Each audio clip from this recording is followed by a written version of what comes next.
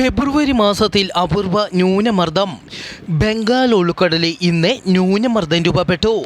ബംഗാൾ ഉൾക്കടലിൽ ഫെബ്രുവരി മാസത്തിൽ ന്യൂനമർദ്ദം രൂപപ്പെടുന്നത് വളരെ അപൂർവമാണ്.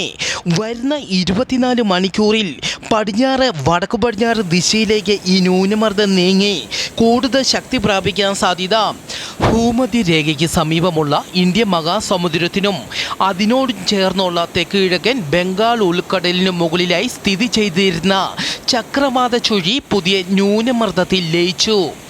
കേരളത്തിൽ ഇന്നു മുതൽ ഫെബ്രുവരി 25-ാം തീയതി വരെ ഒറ്റപ്പെട്ട ശക്തമായ മഴയ്ക്ക് സാധ്യത. ഇന്ന് തിരുവനന്തപുരം, കൊല്ലം, പത്തനംതിട്ട, കോട്ടയം, ഇടുക്കി ജില്ലകളിലും നാളെ പത്തനംതിട്ട, കോട്ടയം, ഇടുക്കി ജില്ലകളിലും കാലാവസ്ഥാ വകുപ്പ് ശക്തമായ മഴയ്ക്ക് സാധ്യതയുള്ളതിനാൽ യെല്ലോ അലർട്ട് പ്രഖ്യാപിച്ചു.